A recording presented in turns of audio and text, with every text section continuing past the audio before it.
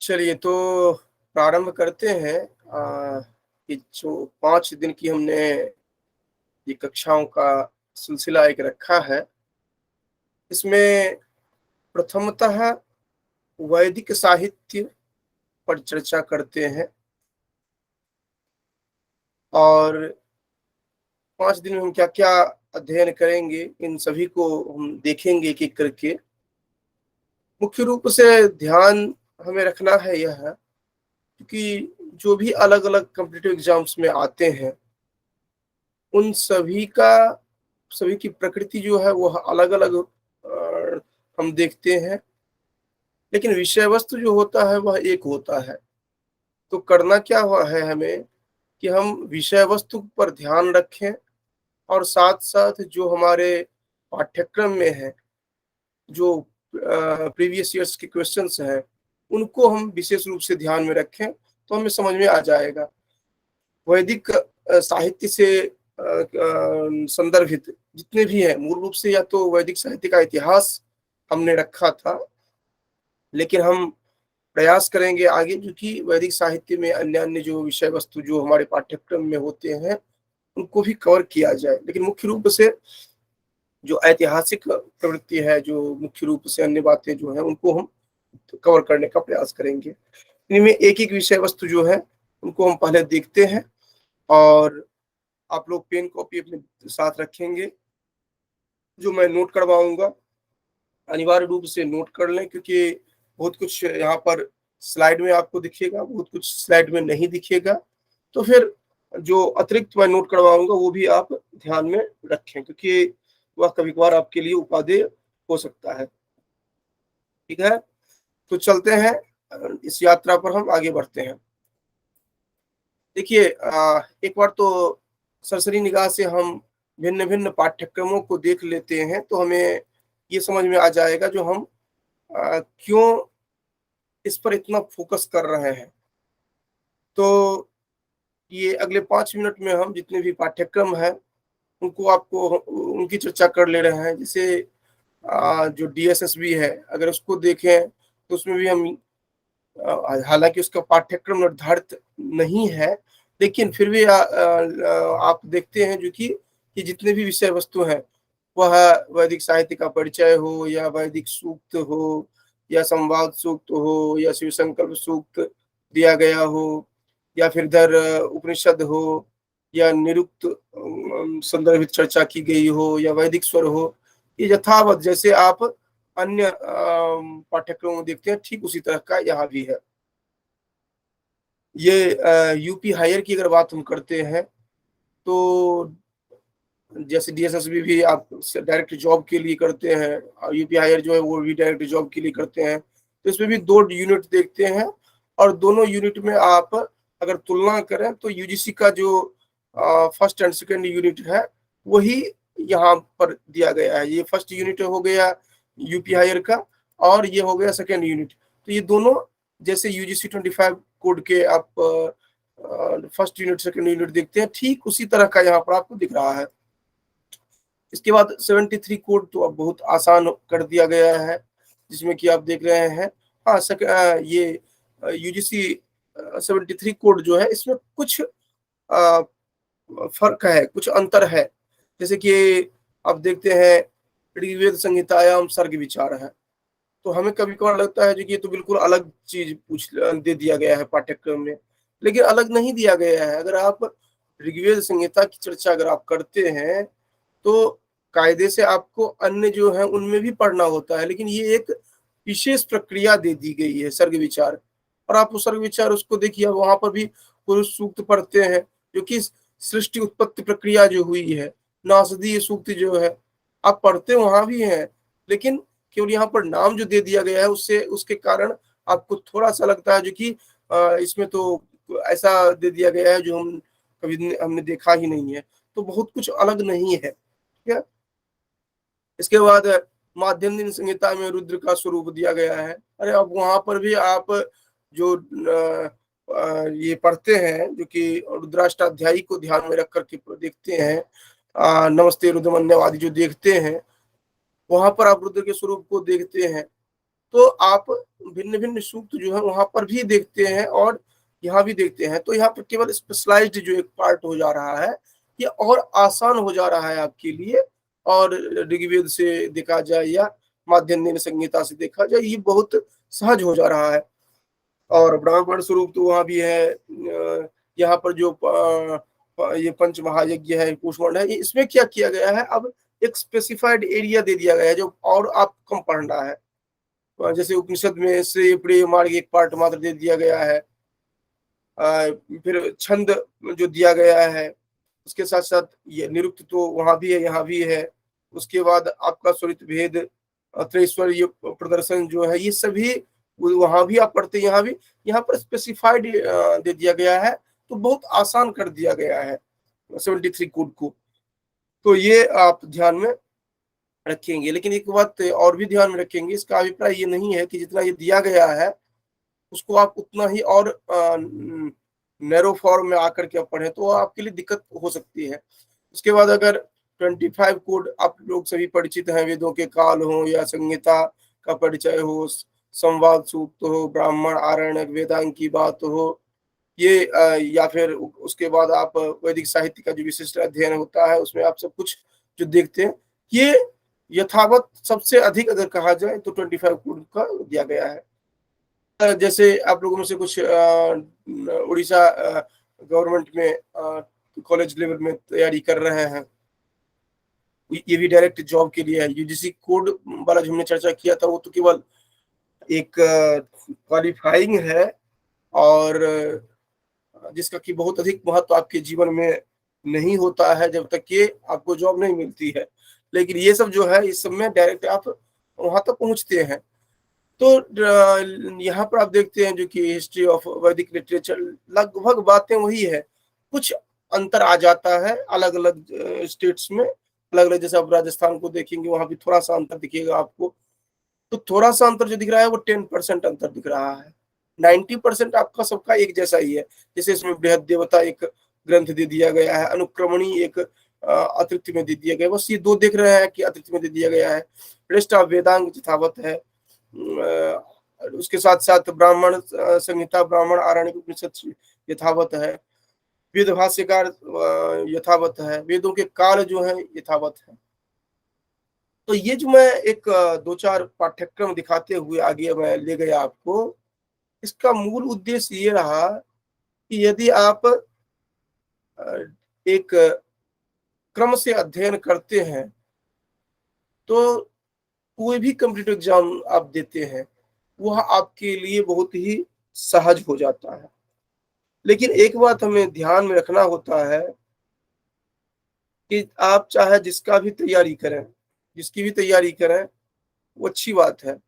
लेकिन एक क्रम से आप देखें, क्योंकि वैदिक साहित्य जो है वह इतना विशाल है, जिसका ओर-छोर आपको नहीं दिखता है। और कितना भी आप पढ़ लें, आपको लगता है कि नहीं, इसमें प्रश्न तो मेरा छूट ही रहा है। तो उसी को दूर करने के लिए ये जो 5 दिन की कक्षा है, यह मुख्य रूप से उसी को दूर करने के लिए, जो कि आप वस्तुतः किस तरह इसको पढ़ें, कैसे इसका पार पाएं, इसके लिए ये दिया गया है। आपको असंख्य नोट्स मिलेंगे, असंख्य ग्रंथ मिलेंगे, असंख्य गाइड मिलेंगे, और असंख्य यूट्यूब ट्यूटोरियल मिलेंगे। लेकिन यहाँ पर जो मैं प्रस्तुत करने जा रहा हूँ, वह आपको उन सभी समस्याओं से दूर करवाने के लिए यथासंभव प्रयास करता है। और आप स्वयं देखेंगे जो कि आपको फिर कॉन्फिडेंट आप हो पाएंगे अपने आप में। तो चलिए हम आगे चलते हैं। अब जैसे देखिए, मैंने जो 5 दिन में इसका विभाजन किया है, ये स्पष्ट मैं बता दूं यहाँ पर कि ये 5 दिन में क्या, 5 साल में भी आप इन सभी विषय वस्तुओं को नहीं पढ़ पाएंगे। लेकिन फिर भी हमने 5 दिन में रखा है, तो निश्चित रूप से आपके मन में ये आएगा जो कि कैसे इसको हम 5 दिन में कर पाएंगे ये। तो एक ये दिग्दर्शन रहेगा, रेस्ट आपको स्वयं देखना होगा। हम जिस तरह चर्चा कर रहे हैं, अब देखिए एक एक करके क्या हम करना चाह रहे हैं। जैसे 5 दिन में प्रथम दिन हम जो चर्चा करेंगे, वो रहेगा जो कि वैदिक साहित्य जो है, आज जो हम चर्चा करेंगे जिन जिन विषय वस्तुओं पर, उसमें वैदिक साहित्य का प्रारंभ कैसे होता है, उसका विकास कैसे होता है, इनके स्वरूपों को हम चर्चा करेंगे। वेद पद का अर्थ क्या है, इनको हम बताएंगे। वेद का महत्व क्या है, ये हम, यद्यपि आपके पाठ्यक्रम में नहीं है, इसलिए हम एक स्लाइड में इसको 2 मिनट में कवर करेंगे। वेद का काल बहुत ही महत्वपूर्ण है। जैसे वेद साहित्य का जो प्रारंभ हुआ है और उसका विकासगत स्वरूप जो है, इससे बहुत सारे प्रश्न बनते हैं, तो ये हम रख रहे हैं। वेद का पद का अर्थ, बहुत सारे प्रश्न बनते हैं, ये आपको, आपके लिए उपादेय रहेगा। वेद का महत्व उतना नहीं, लेकिन इससे भी प्रश्न बनते हैं कुछ, तो इसलिए मैंने इसको भी रखा है। वेद का काल जो है, इससे बहुत प्रश्न बनते हैं और बहुत ज्यादा उलझाते हैं, इसलिए इसको भी हम रख रहे हैं। वैदिक देवता जो है, इनको आज संपूर्ण हम नहीं देखेंगे, इनको हम एक संक्षेप में देखने का प्रयास करेंगे। लेकिन क्योंकि वैदिक देवता जो है, इनको किस तरह से अध्ययन किया जाए, इनकी चर्चा हम आगे की कक्षाओं में करेंगे। और वैदिक साहित्य का विषय वर्गीकरण जो होगा, विषय वस्तु जो है, उसको हम आज संक्षेप में देखने का प्रयास करेंगे। ठीक है। उसके बाद अगले दिन हम देखेंगे जो कि इनकी जो शाखाएं हैं, ब्राह्मण आदि जो है, अग्निहोत्र आदि जो है, इनको देखेंगे। ऋक् प्रातिशाख्य की जो विषय वस्तु है, वैदिक यज्ञ विचार जो है, उसके बाद भाष्य एवं भाष्यकार जो है, इनको हम देखेंगे पूरे कल 1 घंटे में। तीसरे दिन हम लोग जो देखेंगे वह वैदिक सूक्त जो है, इसको हम देखने का प्रयास करेंगे। वैदिक सूक्त, संवाद सूक्त जो होंगे, ये देखने का हम प्रयास करेंगे। उसके बाद जो चौथा दिन होगा, उसमें हम वेदांग और उसमें विशेष रूप से निरुक्त का विशेष रूप से अध्ययन करेंगे। फिर वैदिक छंद जो है, इनको हम समझाने का प्रयास करेंगे। और 5वां दिन जो रहेगा वह प्रश्नोत्तरी के लिए होगा। तो यद्यपि हमने ये किया था जो कि प्रत्येक दिन का हमने रखा था, तो हम ये कर सकते हैं, जो कि बीच में अगर आप लोगों को अपेक्षा होगी तो हम उसमें 1 दिन का गैप भी दे देंगे बीच में, जो कि जिस दिन आप तैयारी करना चाहें, जो कि उस विषय वस्तु को सेल्फ स्टडी भी करना चाहें, बीच में करके भी हम रख सकते हैं, कोई दिक्कत नहीं है। क्योंकि मूल उद्देश्य है जो कि हमें समग्र रूप से अध्ययन करना। क्योंकि ने पहले ही बताया है कि ये उस तरह का कोचिंग नहीं है जिसमें कि आप किसी तरह जंप करते हुए भागिए और अपना काम नहीं करिए, ऐसा नहीं रखेंगे। खैर चलिए, हम डायरेक्ट आ जाते हैं अपने विषय वस्तु पर आगे। और देखिए, जब आप वैदिक साहित्य का प्रारंभ करते हैं, उसके विकासगत स्वरूप देखने का प्रयास करते हैं, तो सबसे पहले 2 देखेंगे, उसके बाद हम उस पर विशेष चर्चा करेंगे। पहला ये देखते हैं जो कि वेद पद जो कहते हैं, उसका क्या अभिप्राय होता है। तो विद धातु जो है, उससे घय प्रत्यय से, विद का अलग अलग अर्थ होगा जो अगली स्लाइड में हम देखेंगे। लेकिन आप ये ध्यान रखेंगे यहाँ पर जो कि इसमें कौन सा प्रत्यय लग रहा है, घय प्रत्यय लग रहा है, विद धातु है। देखिए, आपको ऑब्जेक्टिव टाइप प्रश्न आपके लिए बनता है, तो आपको क्लियर कट आपको ध्यान में रहे, इसलिए हम प्रयास कर रहे हैं, जो कि हम ज्यादा कहानी में न जाकर के हम साक्षात आपको बताने का प्रयास कर रहे हैं, ताकि आप डायरेक्ट क्वेश्चन हिट कर सकें। और इसमें भी क्या होता है कि 2 तरह से इसका उच्चारण किया जा सकता है, आदि उदात्त, आद्युदात्त जो है उस रूप में, और अंतोदात्त।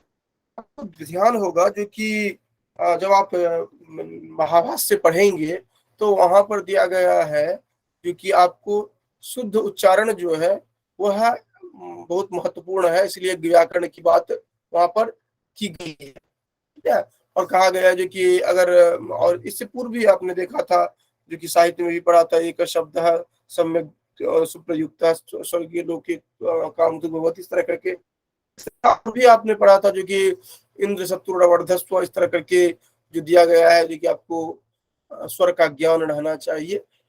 ये सभी बातें जो कही गई है, ये बात यहाँ पर भी आप देख रहे हैं, जो कि आप रखते हैं तभी जाकर के ज्ञानार्थक ये वेद बनता है। अन्यथा अंतोदात अगर हो जाता है तो उसका अर्थ कुसमुष्टि ये अर्थ लिया जाता है। तो आप ध्यान में रखेंगे जो कि जब आप भी आए, हालांकि इस तरह का प्रश्न दिखता नहीं है, लेकिन अगर आता है तो आप ध्यान रखेंगे जो आद्युदात्त जो होगा वही ज्ञानार्थक में प्रयोग किया जाता है, ये ध्यान रखिएगा।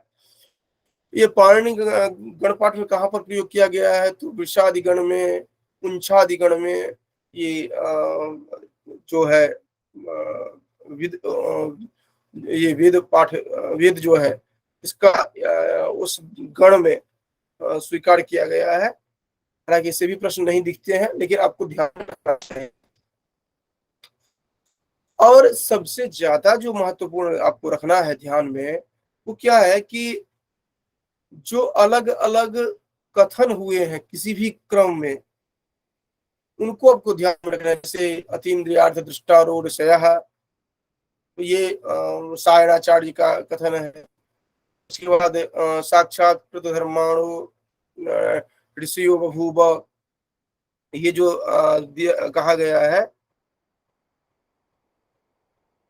साक्षात कृतधर्माण ऋषियो बभूव ते वरेभ्यः साक्षात कृतधर्मेभ्यः उपदेशेन मंत्रान् संप्रादुः, ये निरुक्त में अर्थात आचार्यास्क ने कहा है। हम जानते हैं कि ये जो है वेद, वैदिक वांग्मय जो है, यह श्रुत परंपरा में हम देखते हैं कि श्रुति क्यों कही जाती है इसको, आदि आदि श्रुत परंपरा में हम इसको देखते रहे हैं। जैसे कि जैमिनी, समर स्वामी, फिर कुमारिल भट्ट आदि चर्चा करते हैं। अगर ये सूत्र में भी देखें, मीमांसा सूत्र में भी तो कहते हैं आख्या प्रवचनात्, जो कि नाम जो दी गई है वह केवल प्रवचन के लिए दी गई। वस्तुतः ये लोग मंत्र दृष्टा रहे हैं और श्रुत परंपरा में ये कैरी फॉरवर्ड होते रहे हैं। यहाँ पर आप पेन कॉपी होगा आपके पास, आप नोट कर लेंगे एक चीज, जो कि ये जो भारत में हम प्रिंटिंग प्रेस देखते हैं, ये प्रथम बार ये सेंट पॉल कॉलेज गोवा में 1556 में स्थापित किया गया, ठीक है।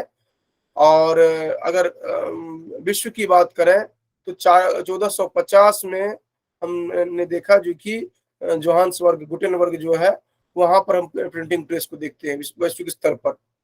तो इस दृष्टि से अगर वैदिक ग्रंथों का प्रकाशन अगर कहा जाए, अर्थात जर्मनी में 1439 के आसपास में विश्व में प्रथमतः ये हुआ था, ये प्रिंटिंग प्रेस। कहीं पर 1439 मिलेगा, कहीं पर 50, तो उस आसपास में आपको प्राप्त होता है। और अगर भारत में कहा जाए तो 30 अप्रैल 1556 हम देखते हैं गोवा में जो ये हुआ है। और अगर भारत ये वैदिक ग्रंथों की बात करें तो आप कह सकते हैं कि अराउंड 1600 के आसपास में प्रथम प्रिंटेड आपको प्रिंट हुआ होगा वैदिक जो ये है। उससे पहले जो होते थे वो तारपत्र, भोजपत्र आदि पर आपको दिखते थे।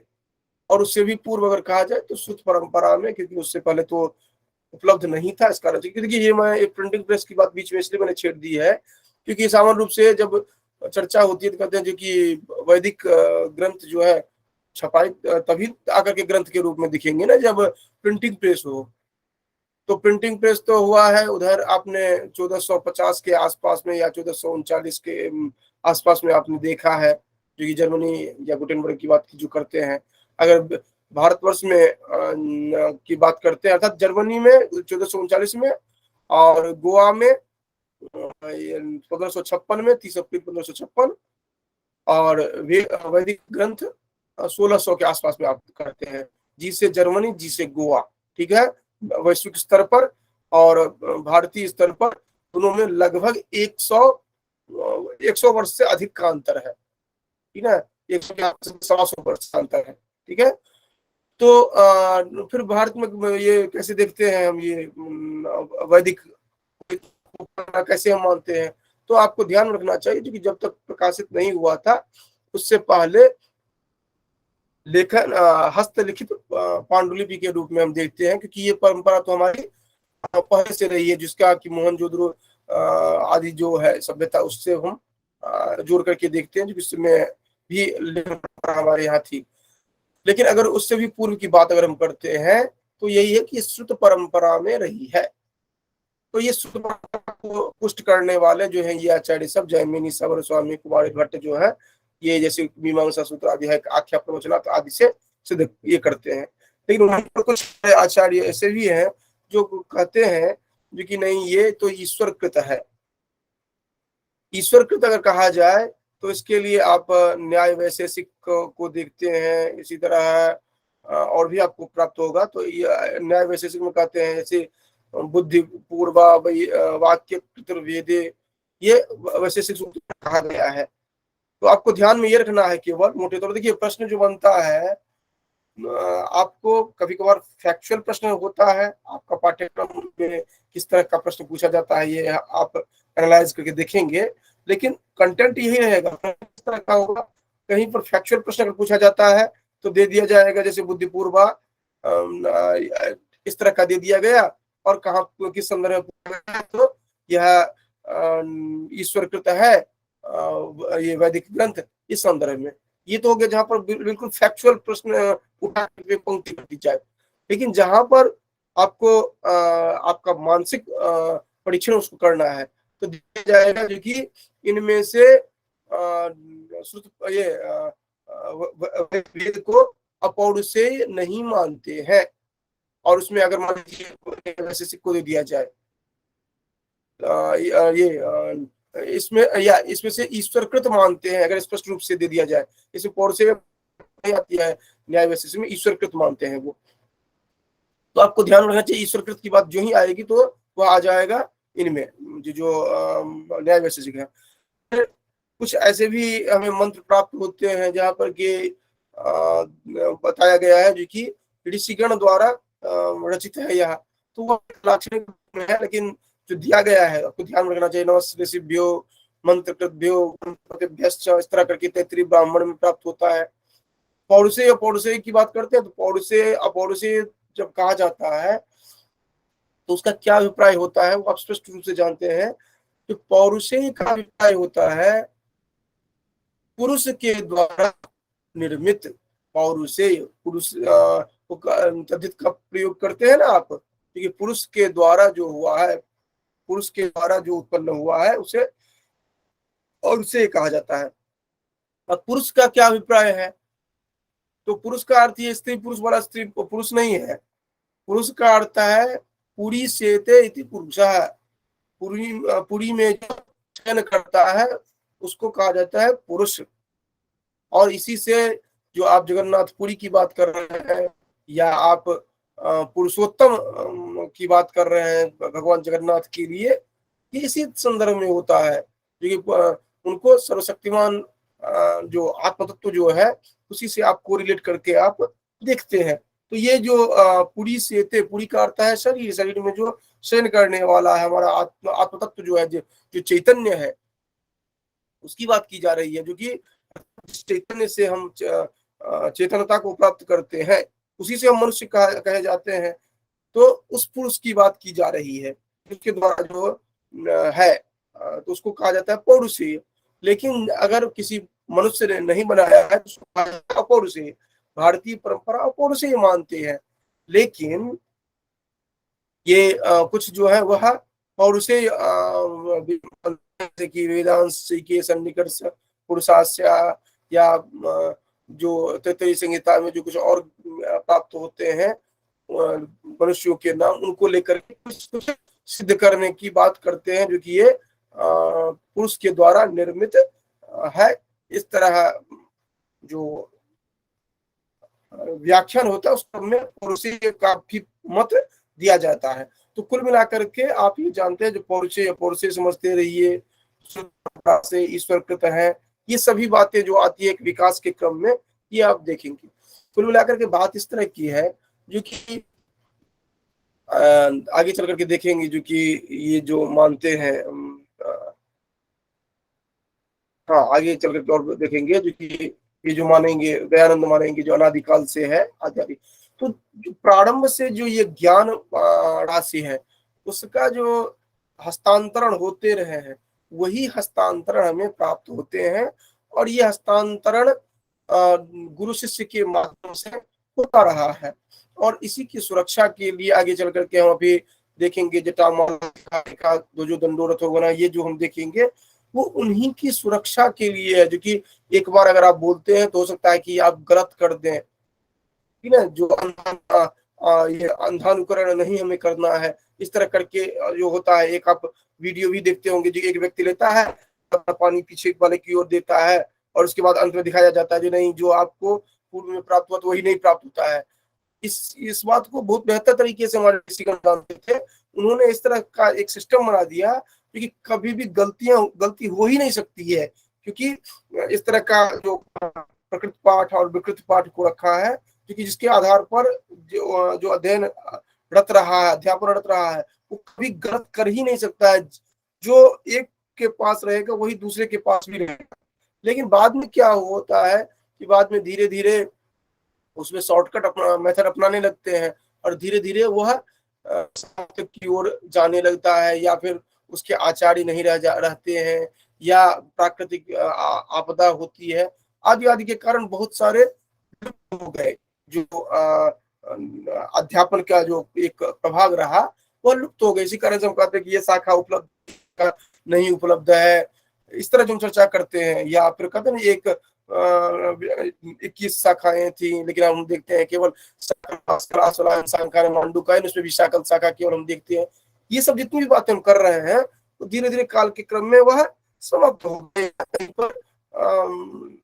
ऐसे जगह पर रह गए जो कि हमें बाद में नहीं प्राप्त हुए। तो यद्यपि बहुत बचाने का प्रयास किया गया, हस्तलिखित रूप में देखते हैं, उसका प्रिंट के फॉर्म में। अब एक बात और आपको समझना चाहिए, जो कि सबसे बड़ी दिक्कत क्या होती है कि हम लोग दो प्रभाग हैं। एक तो है जो कि ऐतिहासिक दृष्टि से जो वेद को देखते हैं, और दूसरे हैं जो कि आस्था के रूप में जो देखते हैं। जो आस्था के रूप में देखते हैं वो वेद को अपौर से काल से चलती आ रही है, और जो ऐतिहासिक दृष्टि से देखते हैं वो कहते हैं अरे इसका तो 1500 है, 1700, अपने अपने हिसाब से देखते हैं। जैसे कि मैकडोनल्ड को देखेंगे वो 1300 मानते हैं। तो इस तरह करके अलग अलग जो है वो अलग अलग मानना शुरू किए हैं, जिसके कारण काल निर्धारण की बात आती है। वस्तुतः यहाँ पर अंतर है। ये देखिए, इतिहासकार जो प्रयास करते हैं ढूंढने का, उनको एविडेंस चाहिए ना। और एविडेंस कहाँ मिलेगा? या तो प्रिंटेड फॉर्म में मिले, या फिर कहीं पर भोजपत्र तालपत्र पर मिले, तभी जाकर के मिलेगा। उसके पूर्व वाला तो मिलेगा नहीं।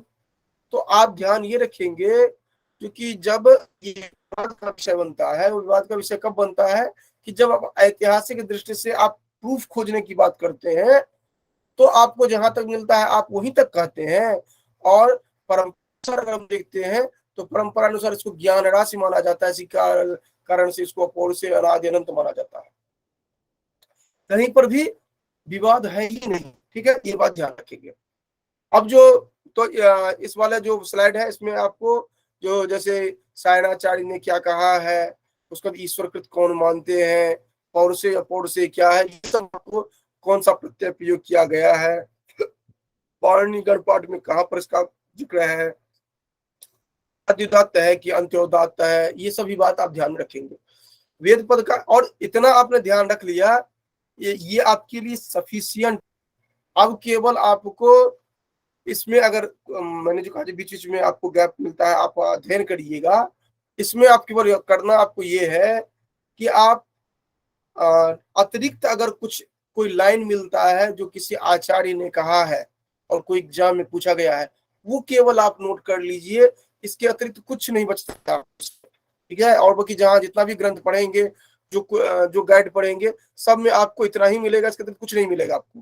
केवल जो लाइन पंक्ति है वो हो सकता है कि मैंने छोड़ दिया हो दो चार, तो वो आपको अगर कहीं मिलता है तो वो आप नोट कर सकते हैं। वेद पद का अर्थ देखिए, वेद पद का अर्थ जो है वो मैंने व्युत्पत्ति तो बता ही दिया था। अब यहाँ पर चार देखते हैं, जो कि ये चार अर्थ जो है इसको लेकर के कहते हैं कि विदन्ति जानन्ति विद्यन्ते भवन्ति विदन्ति विन्दते विभन्ते विन्दते विचारयन्ति सर्वे मनुष्या सत्य विद्यां जैर्येषु विद्वांसश्च भवन्ति ते विद्या।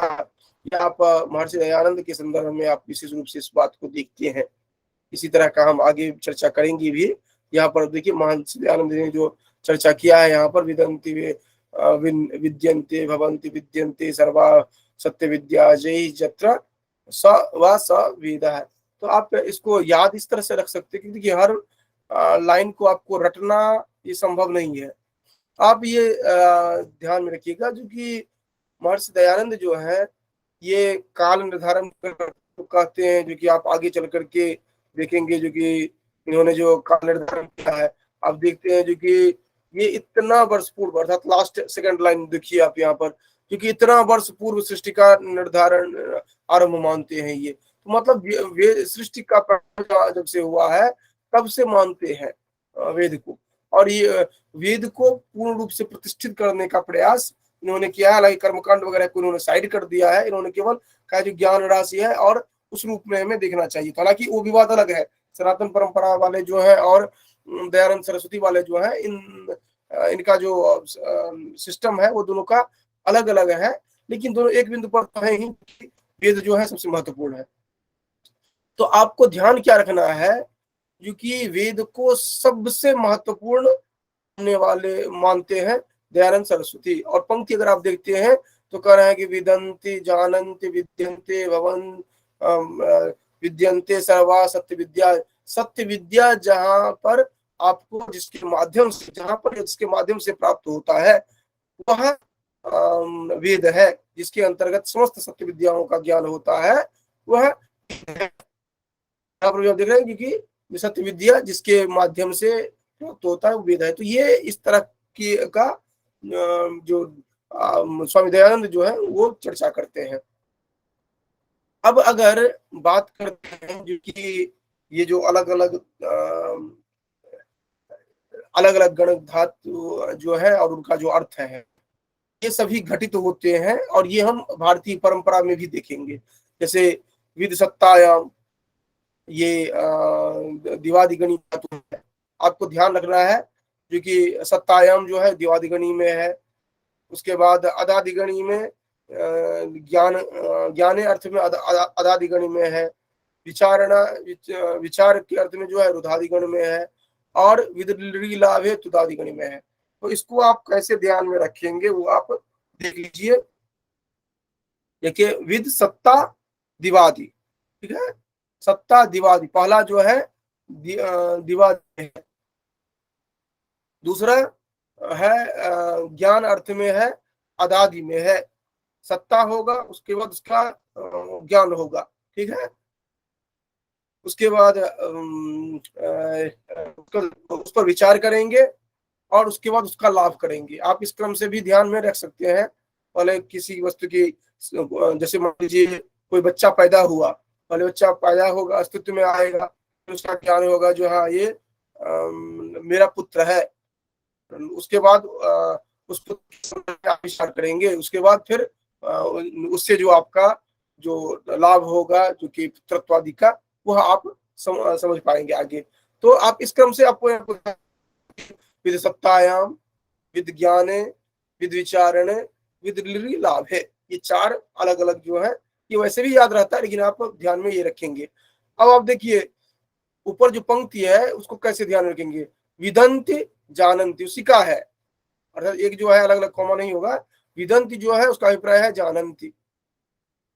विद्यन्ते भवन्ति, दूसरा विद्यन्ते भवन्ति। तीसरा विन्दति विन्दते, ये विचारण अर्थ में है। लभन्ते जो है लभन्ते विदन्ति विचारयन्ति, ये सबको एक साथ मिला करके फिर उन्होंने बताया है। तो ये चारों जो है इनको आप ध्यान रखना होगा क्रम से। दिवादिगण में है, अदादिगण में है, रुधादिगण में है और तुदादिगण में है, ठीक है। तो ये DART इस तरह आप जिस तरह भी याद रख सकते हैं इसको, ये अपना ध्यान रखिएगा गण। तो मोटे तौर पर जो इसमें पूछा जाता है ये होता है जो कि कितने अर्थों में लिया गया है। तो ये चार जो है ये है विद का, और चारों का अर्थ क्या होता है ये आप जानते रहे। चारों किस किस गण में है ये आप जानते हैं, तो ये सफिशियंट है, मोर देन सफिशियंट। और ऊपर वाली जो पंक्ति है वह आप स्वामी दयानंद से संदर्भित है, ये आप जानते हैं। अब आगे और बताएंगे जो कि आगे चल करके अगर हमने चर्चा किया भी होगा। हाँ, ये चलिए देखते हैं आगे। तो अब एक इस स्लाइड में केवल आपको पंक्ति ध्यान रखना है कि किसका है, और अगर प्रश्न पूछा जाता है तो आप बता सकें, इसलिए है, और उसमें कुछ विशेष नहीं है। जैसे ये प्रत्यक्षेणानुमित्यावा स्तूपायो न विद्यते एवं विदन्ति वेदेन तस्माद् वेदस्य वेदता, ये जो कहा गया है, या इष्ट प्राप्ति निष्ठाहार परिहारयो अलौकिकम उपायम जो सब वेद, ये तैत्तिरीय संहिता के भाष्य भूमिका में दिया गया है। यहाँ भी तैत्तिरीय संहिता भाष्य भूमिका में सायणाचार्य कहते हैं। ठीक है, तो आप ध्यान रखेंगे जो कि ये वैदिक पक्ष जो है इनको लेकर के अपना चर्चा कर रहे हैं। ठीक है, तो ये वैसे भी इष्ट प्राप्ति अनिष्ट परिहार की बात महर्षि दयानंद नहीं करेंगे, सायणाचार्य ही करेंगे इस तरह का। तो आप ध्यान में रखेंगे जो कि सायणाचार्य ये कह रहे हैं। इसी तरह ये जो तीन आपने चार जो वहां पर देखा था, वो मैं बताना चाहता हूँ। यहाँ पर आप देख रहे हैं कि विद्यन्ते ज्ञायन्ते, ये जो पंक्ति आप देख रहे हैं, इसको आप देखिए, थोड़ा ध्यान रखिए आप इसको। ये जो दिया गया है,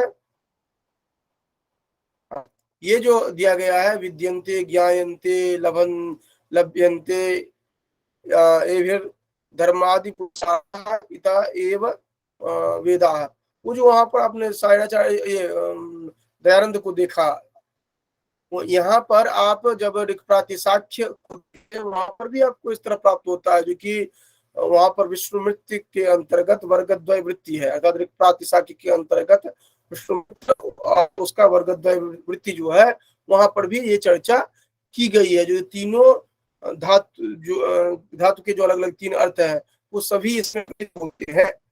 और यहाँ पर स्वामी दयानंद जो चारों अर्थों को ले रहे हैं, जो कि वह घटित हो रहे हैं। तो सायणाचार्य का जो कथन है, उसके बाद फिर ये बीच में जो ऋक् प्रातिशाख्य का, ये विद्यन्ते ज्ञायन्ते लभ्यन्ते, तीन जो मानते हैं, तो ये दोनों पंक्ति एक जैसा दिखता है। ध्यान रखिएगा, इधर जो इन्होंने कहा है ये पंक्ति, या इससे पहले जो आपने देखा था महर्षि दयानंद की वो पंक्ति, और ये जो ऋक् प्रातिशाख्य की पंक्ति है, ये एक जैसे दिखता है। ये आप ध्यान में रखिएगा, क्योंकि अगर ये धर्मादि पुरुषार्था इत ये वेदा, इस तरह का जो की पंक्ति आए, तो ये ऋक् प्रातिशाख्य से आ रहा है और ये दयानंद सरस्वती से, तो कंफ्यूजन आपको नहीं करना, ये ध्यान रखना है। हालांकि पूछा जाता है अधिकतर ये ऋक् प्रातिशाख्य वाला नहीं के बराबर पूछा जाता है, लेकिन आप ध्यान में रखिएगा जो कि अगर ये कहीं आता है तो आप समझ सके इसको। ठीक है, उसके बाद आता है मंत्र नामधेय ब्राह्मण योर नामधेय, ये आपस्तंभ का है। मननाथ मंत्र ये यास्क का है। चोकेश मंत्र ये जैमिनी का है। तो ये सब जो भी दिया गया है, इनको आप ध्यान में रख सकें ना, जो कि कहाँ पर कौन आचार्य किस संदर्भ में क्या चर्चा करते हैं, या फिर ये सत्यायाम विद्यते वेत्ति विनते विचारणे विदन्ति प्राप्तो शक्यन्ते, ये जो है इसको सिद्धांत कौमुदी में भी चर्चा की गई है। इसके चूड़ादी गणिक का जो सिद्धांत कौमुदी बाल मनोरमा है, सिद्धांत कौमुदी की दो टीकाएं हैं, एक है बाल मनोरमा, एक है तत्वबोधिनी। तो ये बाल मनोरमा टीका जो है, उसमें आप देखते हैं चूड़ादी गणिक में भी चर्चा की गई है। ये परीक्षा में इस तरह के ऑब्जेक्टिव्स नहीं आते हैं, लेकिन आपको ध्यान में रहना चाहिए जो कि इनके अलग अलग ग्रंथों में चर्चा हुए हैं। अगर कहीं गलती से कोई प्रश्न बन भी जाता है तो आप ध्यान में रख सकें, लेकिन पहले आपके ध्यान में आना चाहिए महर्षि दयानंद सरस्वती वाला, दूसरे नंबर पर आपको ऋक् प्रातिशाख्य वाला ध्यान में रखना चाहिए, तीसरे नंबर पर सिद्धांत कौमुदी वाला। तो आपको ये प्रश्न कोई भी नहीं छूटेंगे।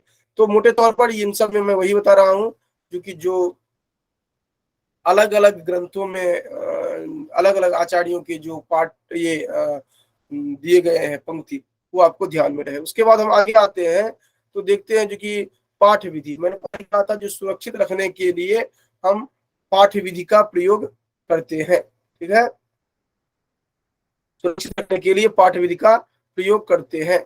और हमने जैसे वहां पर भी चर्चा किया था, तो इसको मैं बता देता हूँ, जो कि एक ऐड कर ही दे रहा हूँ। जैसे मैंने वहां पर दिया था, ये प्रिंटिंग की बात तो आती है, 1439 हमने देखा था,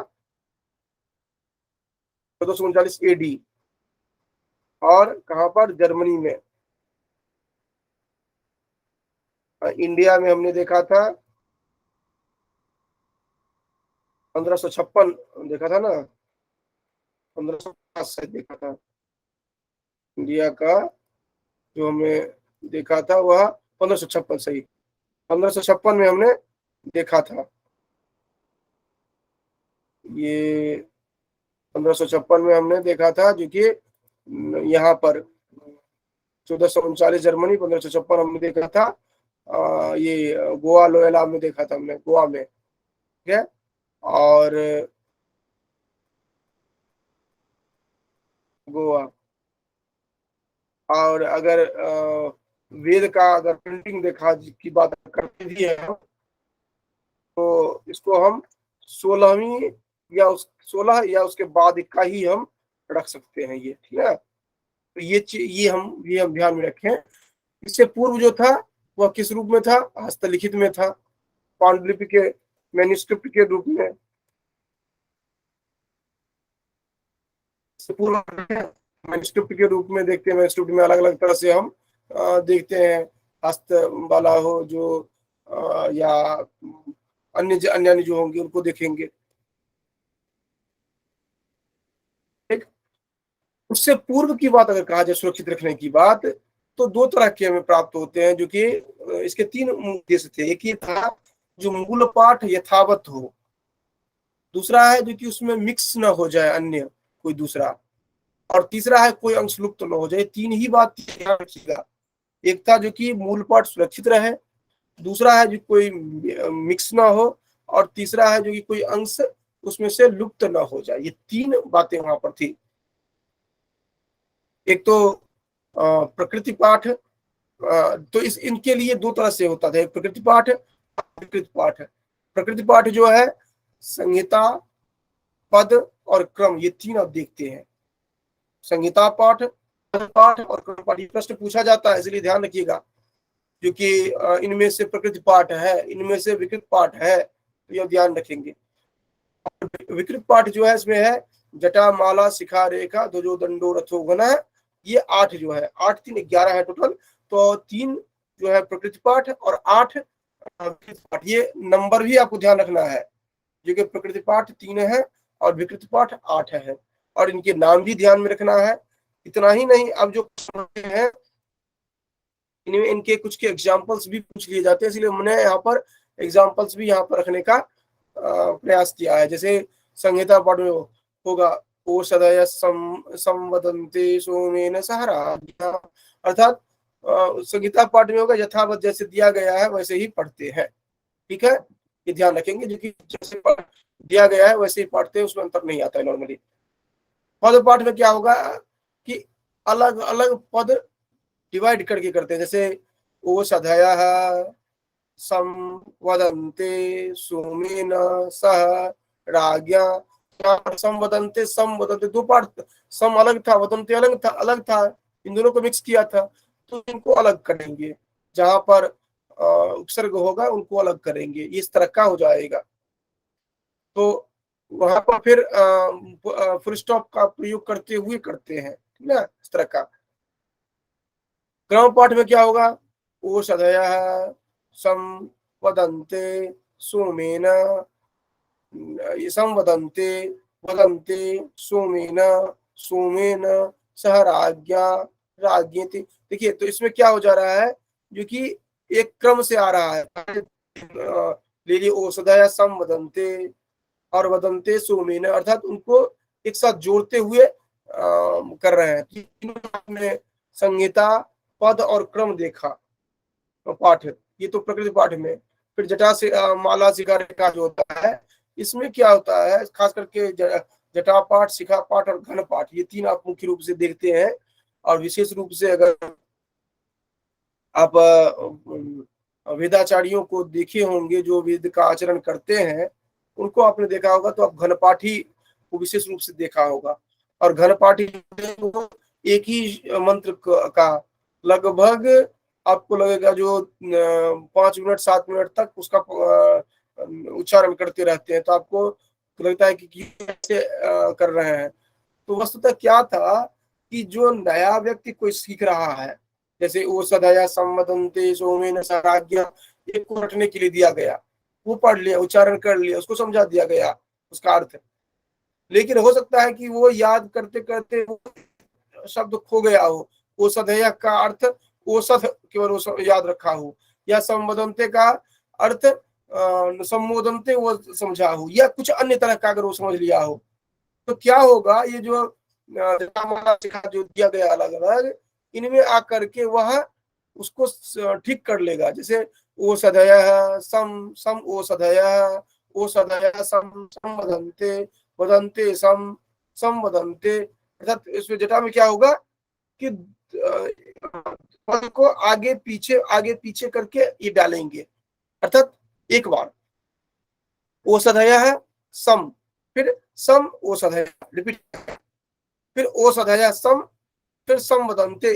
ओषधयः संवद पदपाठ के साथ आप इसका देखेंगे, ओषधयः सम सम ओषधयः, फिर पहला और संवदन्ते जो आपने देखा था संगीता पाठ में, ओषधयः सम वदन्ते, फिर वदन्ते सम संवदन्ते, इस तरह करके बढ़ता चला जाएगा। ये घन पाठ सबसे कठिन में हो जाता है। घन पाठ में क्या होता है कि हर एक को दूसरे के साथ जोड़ करके फिर हर एक को आप, जैसे कि एक आप अभी दुर्गा पूजा हाल में ही आपने देखा है, क्योंकि जब नवमी के दिन हवन की जाती है तो दुर्गा सप्तशती से हवन की जाती है, और वहां पर आप देखे होंगे जो कि हर एक मंत्र के साथ आहुति दी जाती है। लेकिन दुर्गा सप्तशती का जो तो 2 तरह से पाठ किया जाता है, एक होता है सामान्य, एक होता है संपुट पाठ। तो संपुट पाठ भी इसी तरह का होता है, जो कि होता क्या है कि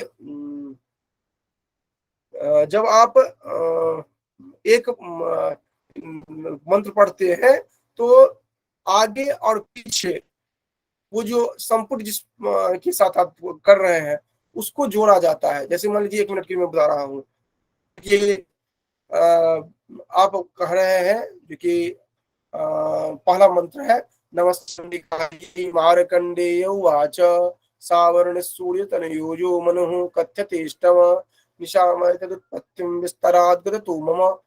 मान लीजिए आप 1-2 मंत्र हुआ, मार्कंडेय मंत्र है, तो और आपने संपुट का श्लोक रखा क्या, रोगान शेषान पंक्ष दुष्टा रुष्टा तो कामान सकलान अभीष्टान त्वामासुतानां त्वामासुताश्रयतां प्रयन्तु। ये जो आपने एक मंत्र दिया, ये मंत्र प्रारंभ में भी जोड़ेंगे, फिर नमस्ते ये मार्कंडेय वाचा, फिर रोगान शेषान, फिर रोगान शेषान दूसरा मंत्र, फिर दूसरे मंत्र के बाद ये रोगान शेषान, फिर रोगान शेषान, फिर तीसरा मंत्र, ये उसको ऐड जोड़ते जाएंगे। तो इसी तरह का हो जाता है, जो कि एक पद का फिर दूसरा पद, फिर पहला पद, फिर दूसरा पद, फिर पहला दूसरा, फिर तीसरा पद, फिर पहला दूसरा तीसरा पद, ये जुड़ता जुड़ता जुड़ता चला जाता है। इस कारण से आपको ज्यादा ये लगता है और सुनने में भी थोड़ा अलग तरह से लगता है आपको। तो ये आप आइडेंटिफाई कर सके, ये मैं इसलिए बता रहा हूँ क्योंकि देख करके पूछा जाता है कि ये संहिता पाठ है, पद पाठ का उदाहरण है कि क्रम पाठ का उदाहरण है। तो यहाँ जो आपने देखा है इसके आधार पर अपने दिमाग में बैठाइएगा, और अगर प्रश्न आता है तो देखने का प्रयास करिएगा, क्योंकि ये प्रश्न जब पूछा जाता है तो हम एक तो संहिता पद प्रकृति और पाठ और विकृति पाठ नहीं समझ पाते हैं, अगर समझ भी लेते हैं तो हम का नाम नहीं ध्यान में रख पाते हैं, नाम ध्यान भी रख लेते हैं तो ये जो उदाहरण दे दिया जाता है तो आप सर पटकने लगते हैं। तो कुछ भी नहीं है, आसानी से ये प्रश्न आप हल कर सकते हैं। इसलिए मैंने ये उदाहरण, ये जो पहले मैंने यहाँ पर बता दिया, उसके बाद ये उदाहरण मैंने दे करके मैंने बताया है, और इतना आपके लिए मोर देन सफिशियंट है। इतना अगर आप ठीक से देख लेते हैं क्योंकि सभी मंत्रों को आप देख नहीं पाएंगे। मंत्र का स्ट्रक्चर समझने का प्रयास करिए, जो पदपाठ में क्या होता है, पाठ में क्या होता है, जटापाठ में क्या होता है, शिखा पाठ में क्या होता है, ये आप समझने का प्रयास करिए तो आपको समझ में आएगा। इसके बाद आगे हम देखते हैं जो कि अलग अलग नाम जो इनके दिए जाते हैं, जैसे श्रुति, निगम, आगम, त्रयी, आमनाय, छंद, अलग अलग नामों से जाना जाता है। तो श्रुति आप तो जानते हैं, जो प्राचीन काल से श्रुत परंपरा में रहने के कारण इसको श्रुति कहा गया है। आगम कहा जाता है, जो कि आगम मुख्य रूप से तंत्र को कहा जाता है, शास्त्र जो तंत्र शास्त्र को कहा जाता है। और निगम जो होता है ज्ञान को कहा जाता है, जहां पर ज्ञान योग कर्म योग की व्याख्या होती है। लेकिन वेद की को आगम निगम के रूप में लिया जाता है, जो कि अर्थात जहां पर सार्थक बोध करवाया जाए। तो वेद में भी जो व्याख्याएं प्रस्तुत की गई है वह उनके अर्थों को स्पष्ट करने के लिए दी गई है। इनको ध्यान में रखते हुए आगम निगम के रूप में वेद को माना जाता है। आमनाय का जो है धातु जो है उसे अभ्यास अर्थ में लिया जाता है, जिसका आप अभ्यास करते हैं, स्वाध्याय करते हैं, उसको आमनाय कहा जाता है। इस दृष्टि से आमनाय मना से करके रखिएगा, प्रश्न बनता है इससे। आमनाय मना धातु से है, मना का अभिप्राय वहां पर अभ्यास से है, स्वाध्याय से है, ठीक है। और इसको आपको ये जो आमनाय पद जो है इसको लघु शब्देन्दु शेखर का नागेश भट्ट है, नागेश भट्ट लघु शब्देन्दु शेखर की रचना की है। वैसे भी आपको व्याकरण में भी ग्रंथकार हैं, तो आपको ध्यान रखना शब्देन्दु शेखर और बृहत शब्देन्दु शेखर, ये दोनों नागेश जो है उन्होंने लिखा है। तो नागेश भट्ट ने लिखा है लघु शब्देन्दु शेखर। वहां पर वो कहते हैं आमनाय सामनायो वेदे एव रूढ़ौ, आमनाय और समामनाय जो है वह वेद अर्थ में ही लिया गया है, जो ध्यान रखिएगा। और इधर त्रयी कहा जाता है, ऋक जो साम जो है ये पद्य मई जो है वह ऋक है, गद्यमयी या कर्मकांड पर जो है यज्ञ ये यजुर्वेद है, और गेय पर जो है वह साम है। ये भी इससे भी प्रश्न बनता है, ध्यान रखिएगा। पद्यमयी कौन होगा, तो ऋक, और गद्यमयी में आ जाता है लगभग यजुर्वेद, उसमें गद्य प्रभाग आपको प्राप्त होता है। और गेयात्मक जो है वह साम है, ये कर्मकांड का जो आ जाता है वह ये हो जाता है। इसी यहीं पर आप ध्यान में रखिएगा। अथर्ववेद की चर्चा हालांकि बाद में होती है, यहाँ पर आप उनको ध्यान में रख लीजिए, हालांकि हम वहां पर चर्चा करेंगे ही। जो होता है ये अध्वर्यु है, उद्गाता है, होता, अध्वर्यु, इनको ध्यान में, अध्वर्यु, उद्गाता, और एक चतुर्थ की चर्चा यहाँ पर नहीं कर रहा हूँ, ब्रह्मा, ब्रह्मा भी यहाँ पर कर देते हैं। इनको हमें ब्रैकेट में दे रहा हूँ ताकि आपको ध्यान में रहे, जो कि ये हम यहाँ पर एडिशनल में हमने चर्चा किया है, एडिशनल में हमने चर्चा किया है ब्रह्मा की। ब्रह्मा अथर्ववेद से संदर्भित है। तो ऋग्वेद, यजुर्वेद, तो आपको प्रश्न जो इससे भी बनता है, जो कि पद्यमयी कौन है, तो है। उसके बाद गद्यमयी कौन है, तो यजुर्वेद है, या कर्मकांड की चर्चा जहाँ पर की गई है यजुर्वेद में चर्चा की गई है। उसके बाद ज्ञात्मकता जहाँ पर है वह सामवेद में है। और अगर कर्म का ये जादू टोना अन्य अन्य जितनी भी चर्चाएं आएगी वो आप अथर्ववेद से देखेंगे। तो त्रयी में उसको सम्मिलित नहीं किया गया है, सबसे अर्वाचीन अगर कहा जाए तो लिया जाएगा अथर्ववेद को। तो इस तरह के भी प्रश्न बनते हैं, छोटे छोटे प्रश्न बनते हैं, जो कि आपको कभी कभार कंफ्यूजन लगता है, लेकिन वस्तुतः कुछ होता नहीं है उसमें, तो आप उसको आराम से कर सकते हैं। उसके बाद एक और नाम दिया जाता है छंद। तो कहा जाता है छंदांश छादनात्, वह आच्छादन करने के अर्थ में समस्त ज्ञान को अपने में समाहित करके रखता है, इस कारण से छंद भी कहा जाता है। तो ये अलग अलग नाम जो कहे गए रखेंगे। वेद का महत्व है, ये आपको बहुत ज्यादा जरूरी, आपके लिए महत्वपूर्ण नहीं है, लेकिन आप ध्यान में रख सकते हैं। जैसे कि धार्मिक महत्व है, तो धार्मिक महत्व में जिनकी जो पंक्ति दी गई है वो आपके लिए महत्वपूर्ण हो जाता है। जैसे मनुस्मृति में कहा गया है वेदो खिलो धर्म मूलम, ये पंक्ति कौन कह रहे हैं, तो मनुस्मृतिकार कह रहे हैं। तो आपको ध्यान में रहना चाहिए इस दृष्टि से। या सर्वज्ञानमयो हि सः। हालांकि सर्वज्ञानमयो हि सः आपको अलग अलग ग्रंथ में भी प्राप्त होता है, जो कि व्याकरण ग्रंथ में भी प्राप्त होगा। लेकिन आप ध्यान रखिए कि मनुस्मृति के द्वितीय अध्याय का 7वां मंत्र श्लोक जो है, इसमें दिया गया है स सर्वोभिहतो सर्वज्ञानमयो हि सः। ये मनुस्मृति से यहाँ पर लिया गया है। तो पंक्ति देखिएगा क्या पूछा गया है, किस संदर्भ में पूछा गया है, ऑप्शन क्या है, और आपके पाठ्यक्रम में भी है या नहीं है, उसके अनुसार आप देखिएगा। मान लीजिए आपके पाठ्यक्रम में मनुस्मृति है ही नहीं, या तो भी हो सकता है कि वेद को ध्यान में रख करके पूछ लिया गया हो। पंक्ति को ध्यान में रखिए, पंक्ति किसके लिए कहाँ पर दिया गया है। इसके बाद दार्शनिक संदर्भ जो है वो वैशेषिक सूत्र में जो दिया गया है या ब्रह्म सूत्र में जो दिया गया है, इसको ध्यान में रखते हुए वेदों का महत्व दार्शनिक दृष्टि से है। कि दार्शनिक दृष्टि से तो आपको बहुत सारे हो जाते हैं, सृष्टि प्रक्रिया की बात करें या ज्ञान प्रक्रिया की बात करें, जो भी आप करेंगे उसमें आपको दार्शनिकता दिखेगी ही। तो वेद में तो दार्शनिकता आपको दिखती ही है। धार्मिक वाला आपको हमने बताया ही है। सामाजिक की बात अगर करते हैं तो उस समय सामाजिक की स्थिति क्या थी, उसके बाद जो अलग अलग जो प्राप्त होते हैं, अलग अलग संवाद सूत्र भी आपने क्रूरवारुसी संवाद देखा है, यम यमी संवाद देखा है, या विश्वामित्र नदी संवाद देखा है, उसमें भी आप सामाजिकता की बात देखते हैं। तो वैज्ञानिकता की बात अगर आप देखते हैं तो सूर्य के रश्मि जो है इनके संदर्भ में बात करें, या अन्य बहुत सारे प्रसंग प्राप्त होते हैं जो कि वैज्ञानिक महत्व देखते हैं। शास्त्रीय महत्व जो आप वेद के अलग अलग जो मंडल है उनके आधार पर भाषा शास्त्रीय चिंतन करते हैं। सौंदर्य शास्त्र में, सौंदर्य शास्त्र जब भी हम कहते हैं तो उसका अभिप्राय है एस्थेटिक्स, इंडियन एस्थेटिक्स। एस्थेटिक्स का अभिप्राय है सौंदर्य शास्त्र, और सौंदर्य शास्त्र से आप स्पष्ट रूप से जानते रहिए क्योंकि हमारे जो साहित्य शास्त्र है, अलंकार शास्त्र है, उसी को वहां पर सौंदर्य शास्त्र के रूप में आप देखते हैं, जो कि साहित्य को जैसे अलंकृत किया जाता है वही सौंदर्य के रूप में वहां पर लिया जाता है।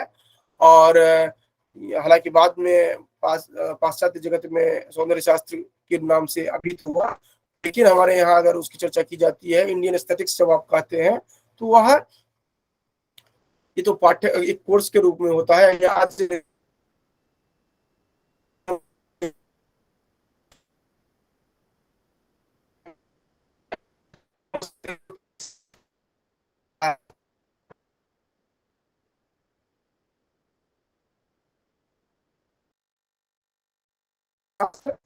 जो भी विषय वस्तु है वहां पर वही रस छंद अलंकार आदि जो है ये है। तो रस छंद अलंकार से संदर्भित जितनी भी बातें हैं, तो ये वेद के महत्व है। इसको संक्षेप में मैंने जानबूझ कर बताया कि इसको ये आपके पाठ्यक्रम में बहुत कुछ नहीं है। अब जो पाठ्यक्रम में सबसे ज्यादा आपकी परेशान करता है, सबसे महत्वपूर्ण जो है वो वैदिक साहित्य का काल निर्धारण जो है, ये अपने आप में बहुत ही महत्वपूर्ण है। और आपको इसको ठीक से देखना होता है, तभी जाकर के आप इसको समझ पाते हैं। यहाँ पर मैं संक्षेप में बता रहा हूँ और समझाने का प्रयास कर रहा हूँ, उम्मीद है जो कि आप याद रख पाएंगे इसको। देखिए क्रम से आप ध्यान रखेंगे, मैक्स मूलर, वेबर, याकोबी या उसी को जैकोबी के रूप में देखें, तिलक, विंटरनिज, दयानंद सरस्वती। मैकडोनल्ड को मैंने एडिशनल में डाल दिया है, उसको याद रखने की आपको आवश्यकता नहीं है। दयानंद सरस्वती को भी आप सेट कर सकते हैं क्योंकि दयानंद सरस्वती सृष्टि के आदिकाल से ही वेद के का आरंभ मानते हैं, आरंभ नहीं आरंभ है, ठीक है। और कितना वर्ष पूर्व मानते हैं, नॉर्मली ये प्रश्न किसी तरह से उपाधि नहीं है, लेकिन कभी कभार जो इस तरह के पूछने वाले हैं वो आपको पूछ सकते हैं। तो आप डिजिट याद रखिएगा, जो कि कितना डिजिट ये दिया गया है, बस इतने में आपको काम चल जाएगा। वैसे ये सृष्टि पूर्व आरंभ किया गया है, इससे ये है। वैसे आपको ध्यान रखना बहुत ही सहज है, 1955-88 है, 50-50-86 है, तो बहुत अधिक ये नहीं है। अगर आप ध्यान में भी रखना चाहिए, क्योंकि ध्यान में इस दृष्टि से अगर मान लीजिए आपको दे ही दिया गया और अगर पूछा जा रहा है जो कि इनमें से कौन सा मत इनका है, तो आप देखते हैं कितना डिजिट कितना है टोटल।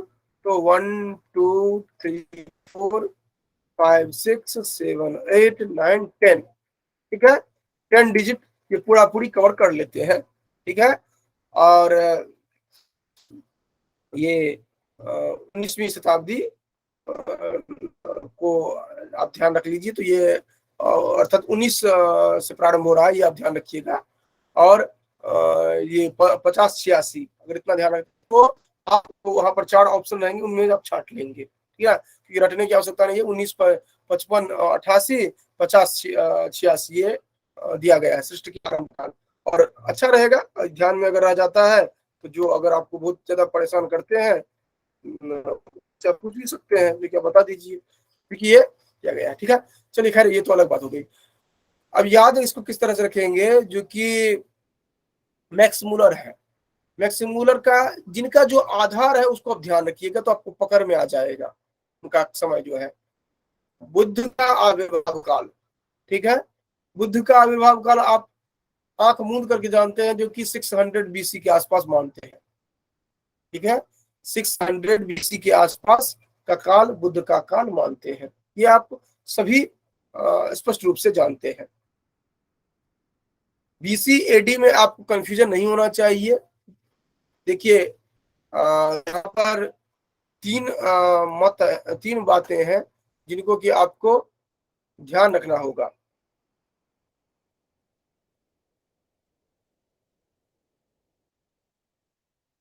देखिए, एक है संवत, नोट आप कर लेंगे, जो कि शक संवत जो है एक, उसको ध्यान में रखेंगे। दूसरा ध्यान रखेंगे विक्रम संवत, क्योंकि ये सबसे ज्यादा प्रयोग में होता है और सबसे ज्यादा हम कंफ्यूज करते हैं, ठीक है। ये दो ध्यान में रखेंगे, विक्रम संवत और ये ख्रीष्टाब्द, ठीक है। ये ख्रीष्टाब्द, ये तीन है, इन तीनों को आप ध्यान में रखेंगे। विक्रम संवत, शक संवत और ख्रीष्टाब्द, ये तीन जो है इनको आप ध्यान में रखेंगे। विक्रम,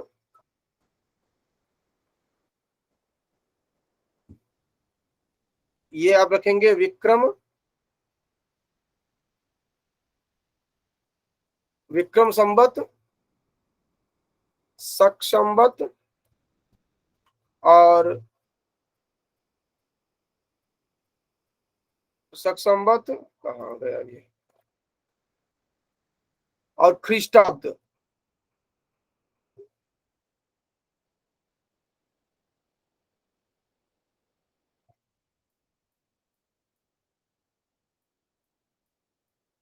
ख्रीष्टाब्द, अब्द का अर्थ होता है वर्ष, ठीक है। अब्द का अर्थ है वर्ष, और विक्रमाब्द भी कहते हैं, विक्रम संवत्सर भी कहते हैं। आपको कंफ्यूजन नहीं करना है, अब्द कहा जाए, संवत्सर कहा जाए, या अन्य जिस तरह से जो भी प्रयोग किया जाता है, ये आप ध्यान में रख सकते हैं। यह विक्रम संवत जो है, नव संवत्सर जो है, यह मूल रूप से हिंदू पंचांग इसी को माना जाता है, भारतीय उपमहाद्वीप में प्रसिद्ध है।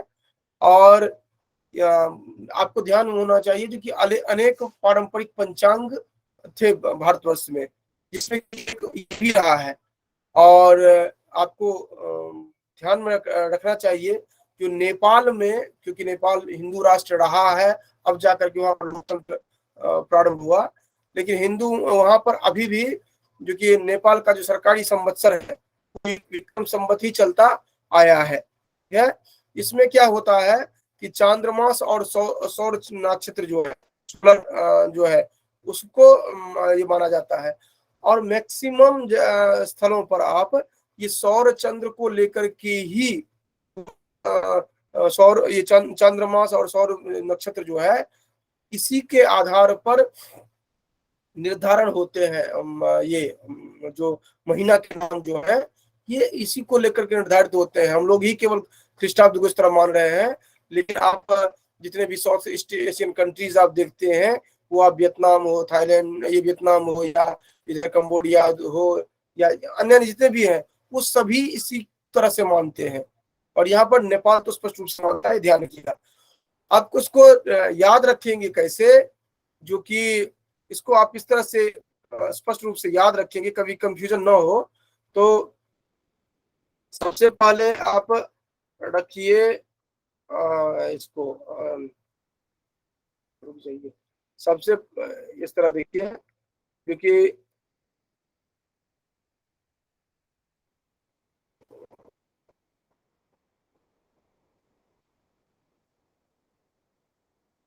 ये मैंने उसको सही दिया था ये विक्रम। विक्रम जो होता है ये होता है 57। 57 आप इसको बीसी मान लीजिए, क्योंकि आप समझते हैं इसी से, तो इसीलिए इसको इस तरह से ही आप समझिए।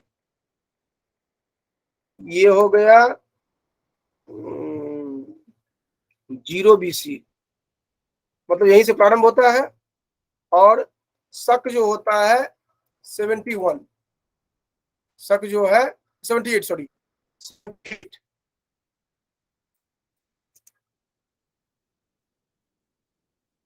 AD, अर्थात बीसी नहीं। अब इस तरह से विक्रम, ख्रीष्ट और शक, ये आपको ध्यान रहेगा, आप कभी भी कंफ्यूज नहीं करेंगे। विक्रम जो होगा 57 है, ठीक है। आप इस तरह ध्यान रख सकते हैं, जो कि कहते हैं ना, जो कि 56 इंच की बात करते हैं, तो हम उसी पर, हिंदू पर गर्व करते हुए ये 57 हम यहाँ पर कह रहे हैं, ये ध्यान रख सकते हैं इस तरह से। उसके बाद ख्रिस्टन है वह जो हम आजकल मनाते हैं, ग्रेगोरियन कैलेंडर जो है, ख्रिस्ट मतलब ईसा मसीह के जन्म को लेकर जाता है, तो वो हो गया ख्रिस्ट। और तीसरा जो है शक वाला जो है, ये क्या होता है कि ये भी भारतीय राष्ट्रीय कैलेंडर हिंदू पंचांग के रूप में ही माना जाता है। कंबोडिया बौद्ध पंचांग के रूप में आज भी इसका प्रयोग किया जाता है। और यह जो है इसका आरंभ किया जाता है, जो गौतमी पुत्र सातकर्णी जो है, शालिवाहन जो रहे नरेश, उन्होंने इसको प्रारंभ किया। उज्जैन के राजा रहे हैं शालिवाहन, तो उन्हीं से ये प्रारंभ किया जाता है। तो इसको आप, इन्होंने क्या किया था, जो कि उज्जैन के राजा जो थे, गौतमी पुत्र सातकर्णी के रूप में जाने जाते थे, ये शालिवाहन शकों के साथ इनको, शकों को इन्होंने युद्ध में हराया था, इसीलिए शक संवत कहा जाता है, शक शालिवाहन संवत कहा जाता है, आदि आदि रूपों में। तो ये आप ध्यान में रखें, जो कभी भी भूले नहीं, ठीक है। अब मैं आगे बता रहा हूं। तो ये बुद्ध का जो आविर्भाव हुआ था वो 600 BC में हुआ था, ठीक है, आसपास में। तो 600 तक जब बुद्ध का आविर्भाव जिस समय में हुआ है, उस समय तक यह ब्राह्मण ग्रंथ आदि जो है वो पूर्ण रूप से प्रचलन में आ गए थे। सूत्र जो है वह सूत्र ग्रंथ का चल रहा था, ये जितनी भी बातें थी उस समय चल रही थी सब। और उसी समय में जाकर के पराकाष्ठा पर पहुंच गया, और उसका विरोध किसी न किसी रूप में, विरोध नहीं हुआ, मतलब ये उन्होंने ये किया, जो आप में आप इसको अपना सकते हैं बौद्ध धर्म को, अर्थात तो हम जो कह रहे हैं, उन्होंने भी जो सनातन परंपरा में जो बातें रही है उसी को निचोड़ रूप में कहना प्रारंभ किया। तो ये जो दिया गया था, जो कालांतर में आकर के बौद्ध धर्म के रूप में माना गया, तो वो जो कहा जा रहा था उसमें कर्मकांड की प्रधानता नहीं थी, एक सामान्य व्यक्ति के लिए था, और इस कारण से वह अधिक प्रचलित होता गया। और वो प्रचलित होने का कारण ये भी था कि उस धीरे धीरे जब सत्ता जो है, सत्ता उनके फेवर में रही, तो वह अधिक पुष्पित पल्लवित हुआ। तो बहुत सारे फैक्टर उनके रहे, तो हम उस पर नहीं जा रहे हैं। हम ये ध्यान में रखेंगे क्योंकि उस समय तक ब्राह्मण साहित्य सबका प्रणयन हो चुका था, सूत्र साहित्य सब अस्तित्व में आ रहे थे, चल रहा था। तो उस समय तक क्लाइमेक्स में आ गया था, और इधर हवा उल्टी चली थी, जो कि इनके फेवर में था, जो कि एक सामान्य जनता को लेकर के चलने वाली। और इस कारण से इन्होंने क्या हुआ, जो इनका बौद्ध का आविर्भाव हुआ और अलग दिशा चलने लगी। तो उस समय तक आप ये जानते रहिए, जो कि सब कुछ हो चुका था इसका, सनातन परंपरा का। ये भी सनातन परंपरा का किस संदर्भ में, ये मैक्सवेल का है। सनातन परंपरा तो बहुत पहले से प्रारंभ है ये वेद का। इन्होंने जो कहा है जो कि इनके अनुसार भी हो गया था उस समय तक। तो अब जो हो गया था तो प्रत्येक के लिए 200-200 साल कम से कम चाहिए पूरा पूरी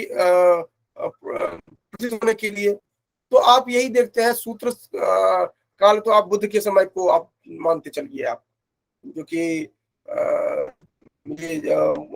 इनके समय में जो रहा 200 साल, 600 से 800 ब्राह्मण का होगा, 800 से 1000 मंत्र का होगा, और 1000 से 1200 छंद का होगा। आपको ध्यान इसमें केवल ये रखना है कि छंद, मंत्र, ब्राह्मण, सूत्र ये क्रम से चलते हैं। और ये जो आप अधिक देखते हैं तो जीरो से पीछे जितना जाएंगे उतना बढ़ता जाता है, ये आप ध्यान रखिएगा।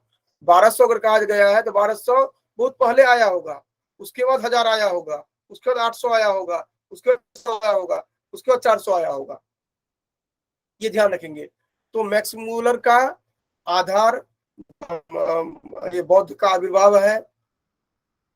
वेदों की रचना इन्होंने माना 1200 BC में माना है। वेदों की रचना का 1200 से 1000 के आसपास में, मंत्र 1000 से 800, ब्राह्मण 800 से 600, और सूत्र जो आप कल्प सूत्र आदि जो देखते हैं ये 600 के आसपास में ये माना गया है। ठीक है, अब वेबर आते हैं। वेबर कहते हैं इस पचड़े में नहीं पढ़ना है भैया, ये काल गणना निरर्थक है, ये जो अपना ग्रंथ है। हाँ, एक बात और ध्यान रखिएगा, जो कि इन सब का जो ग्रंथ जितने भी है मैंने यहाँ पर नहीं उल्लेख किया है, उनके ग्रंथों का नाम आप अनिवार्य रूप से अपने नोट जरूर ऐड कर लीजिएगा, वो जरूरी है।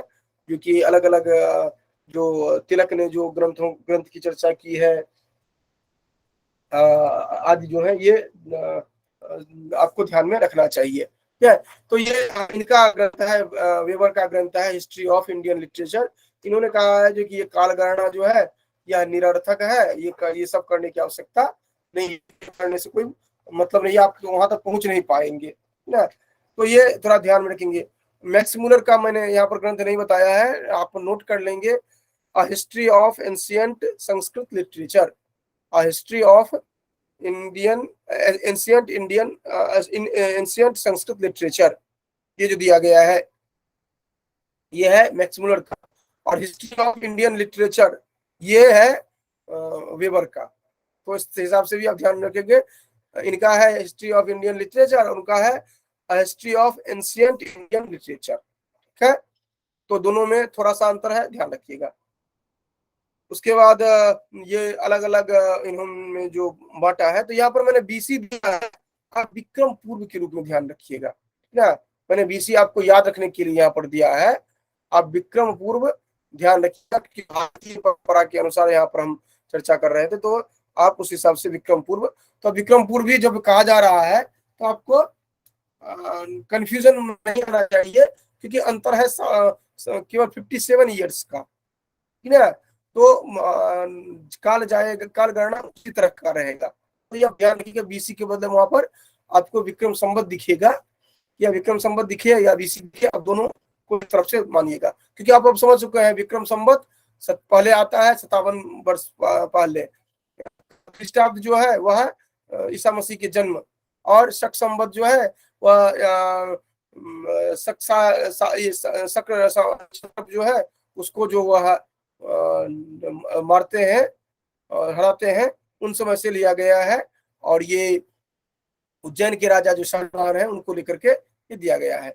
इसके बाद जो आप दूसरी बात बता ही दिया है, उसके बाद आप हाँ, इन्होंने हालांकि मैक्स मूलर जो है इन्होंने भी ये चीज कहा है, आप कर लेंगे जर्मन वर्कशॉप, ये चिप्स जर्मन वर्कशॉप जो है, या फिजिकल रिलीजियन, ये दो इनका अलग अलग जो ग्रंथ है। फिजिकल रिलीजियन में उन्होंने कहा है जर्मन वर्कशॉप 1890 में, 1890 में इन्होंने रिलीजियन में इन्होंने कहा है जो कि वैदिक काल गणना संभव नहीं। जो वेबर कह रहे हैं कि इन्होंने भी मान लिया था, इन्होंने प्रयास तो खूब किया था लेकिन मान लिया था जो वैदिक गणना संभव नहीं है, काल निर्धारण संभव नहीं है। तो इनका दो ये जो ग्रंथ है फिजिकल रिलीजियन और history of ancient Indian literature, ये दोनों महत्वपूर्ण है। उसके बाद आप देखते हैं जो कि ये वेबर का आपने देख ही लिया था। जैकोबी जो है, देखिए ध्यान रखिएगा, मुख्य रूप से ज्योतिष की बात जो करते हैं वह तिलक महोदय करते हैं। और जैकोबी केवल वो भी ज्योतिष की ही बात करते हैं, लेकिन वो उतना विस्तार में नहीं जाते हैं, विस्तार पूर्वक ये तिलक जाते हैं। और चूंकि कालानुक्रम से हमने यहाँ पर प्रस्तुत किया है, इस कारण से ये दे रहे हैं। जैकोबी जो है ये मानते हैं 4590, कहीं पर आप नोट कर लीजिए, ये मानते हैं कि वेदों की रचना काल अगर कहते हैं, देखिए दो तरह से इसमें पूछा जाता है। वेदों की रचना काल अगर माना जाता है तो वेद की बात अगर की जाती है तो ये 4590 इनका दिखता है, 4590 दिखता है बीसी, ठीक है। और ब्राह्मण का कहा जाता है तो ब्राह्मण का 2500 बीसी मानते हैं, 2500 बीसी मानते हैं ब्राह्मण का। तो इस तरह से आप ध्यान में रखेंगे। अब जो मूलभूत बात है वो आप समझने का प्रयास करिए, जो कि तिलक जो है वो क्या कहते हैं और जैकोबी क्या कहते हैं, दोनों में अंतर क्या है। दोनों ही ज्योतिष को लेकर मानते हैं, लेकिन तिलक ने 4 अलग अलग कालों की बात की है और कंफ्यूज करवाता है किससे, मैक्समुलर से। तो मैक्समुलर का छंद मंत्र ब्राह्मण सूत्र सीधा सपाटा है, ठीक है, उनका ज्योतिष से कोई लेना देना नहीं है, संदर्भित है, उनका ज्योतिष से कोई लेना देना नहीं, नाम भी जो दिया गया है ज्योतिष से लेना देना नहीं है। लेकिन तिलक का नाम भी ज्योतिष से ही लेना देना है। आदिति, कृतिका, आदिति, मृगशिरा, कृतिका और अंतिम काल मानते हैं 4। और ये क्या कहते हैं कि ज्योतिष के आधार पर काल गणना करते हैं और वसंत संपात के आधार पर। ध्यान रखिएगा, जब अगर पूछा जाए वसंत संपात के आधार पर कौन कौन कहते हैं तो आप टिक करेंगे तिलक, जैकोबी वाला नहीं करेंगे, वसंत संपात के आधार पर ये मानते हैं, क्योंकि प्रश्न इसी तरह का बनता है इनका में ही। अगर कहा जाए जो कि कृतिका वसंत संपात कौन मानता है, तब आप जैकोबी आप देख लीजिए जो कि ये कृतिका वसंत संपात और वसंत संपात है क्या। देखिए वसंत संपात में क्या होता है, संपात होता है जो कि पढ़ना, जैसे हम लोग कहते हैं ना जो कि नया साल कब पड़ता है तो जनवरी में, तो आप कह सकते हैं जनवरी वसंत संपात आप कह सकते हैं, क्योंकि जनवरी जो है उस समय से साल प्रारंभ होता है। वसंत संपात का अभिप्राय आप ब्रैकेट में लिख लीजिए, नया साल प्रारंभ होना। वसंत नया साल प्रारंभ होना, तो वसंत संपात क्यों कहा जाता है, क्योंकि सामान्य रूप से वसंत से ही साल की शुरुआत होती है, इसलिए वसंत संपात कहा जाता है।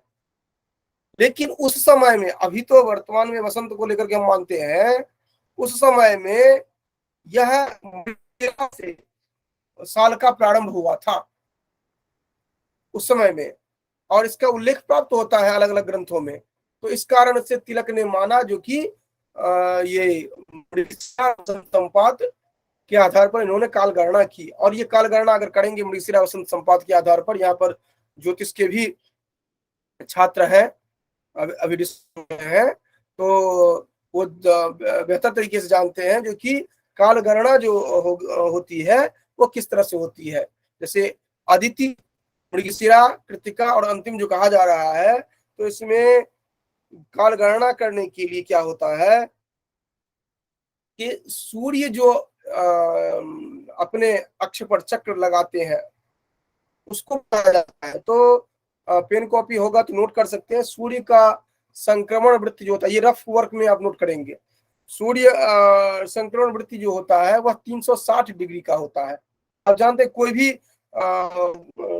गोल पदार्थ ये लेंगे तो उसका जो वृत्त होगा वह 360 का होगा, ये आप जानते हैं, जो कि वैसे भी आप वेब कैम या कुछ देखते कहते हैं कि 180 का मिलेगा, तो 180 का मतलब एक साइड से यहाँ तक जाएगा, फिर यहाँ से यहाँ होगा, और 360 मतलब चारों साइड राउंड करेगा। तो एक वृत्त जो होता है 360 का, तो सूर्य का जो संक्रमण वृत्त होता है 360 का होता है।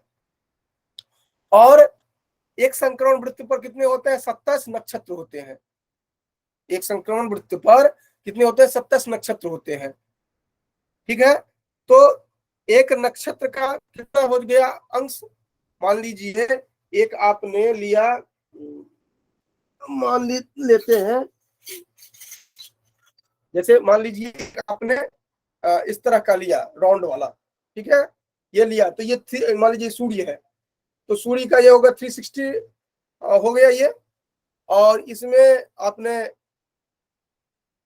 ये 360 हो गया, और इनमें अलग अलग पर मान लीजिए जो कि नक्षत्र की स्थिति है, तो 27 नक्षत्र है, तो एक नक्षत्र का मान कितना हो जाएगा? जो कि 360 टोटल है, और एक का मान निकालना है, तो हो गया 360/27।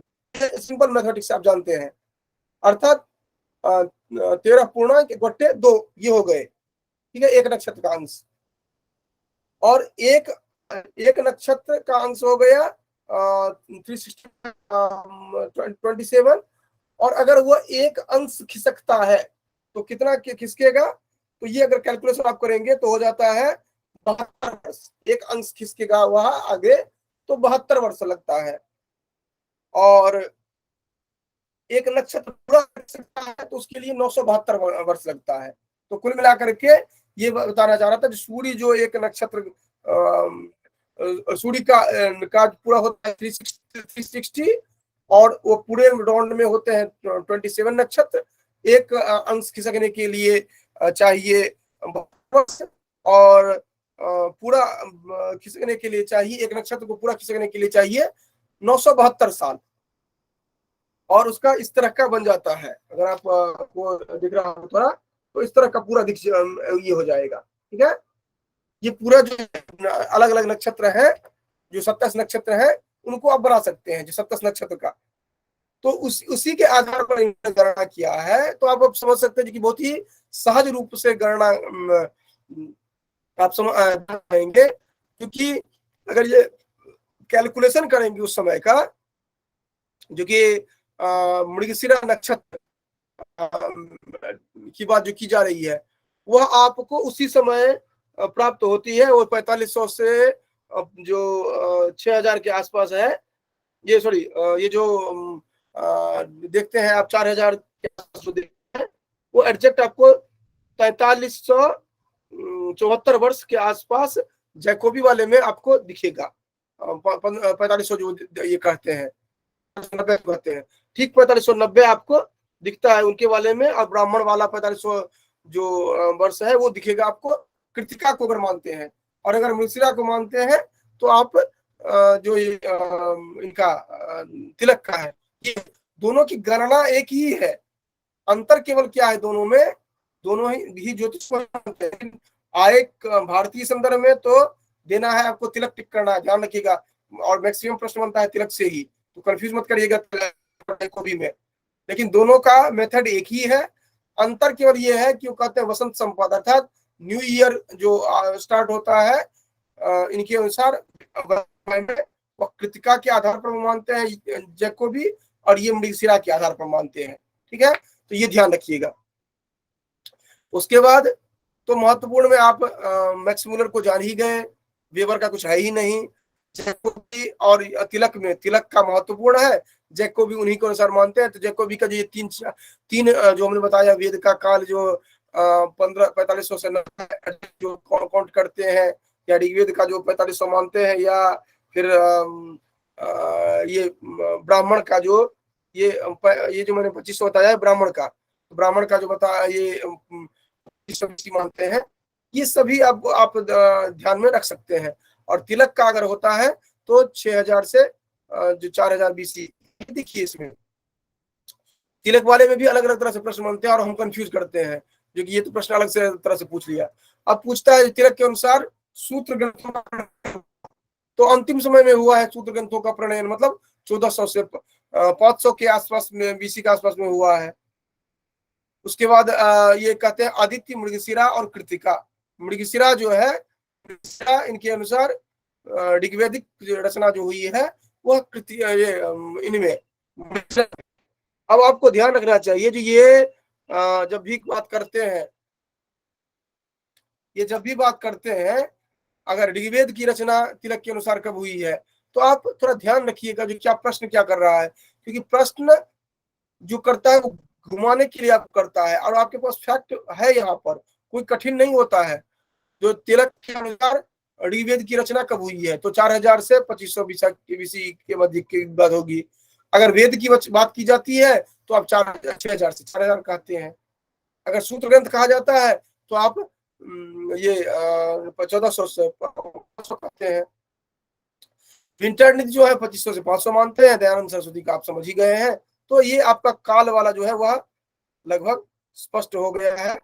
और इसके बाद जो होता है विषय वस्तु है, ये हम लोग कल जो चर्चा करने लगेंगे उसमें देखेंगे। आज यहीं तक रखते हैं, ठीक है। और इससे संदर्भित अगर कोई प्रश्न है तो प्रश्न कर सकते हैं अभी, तो हम चर्चा कर लेंगे, ठीक है।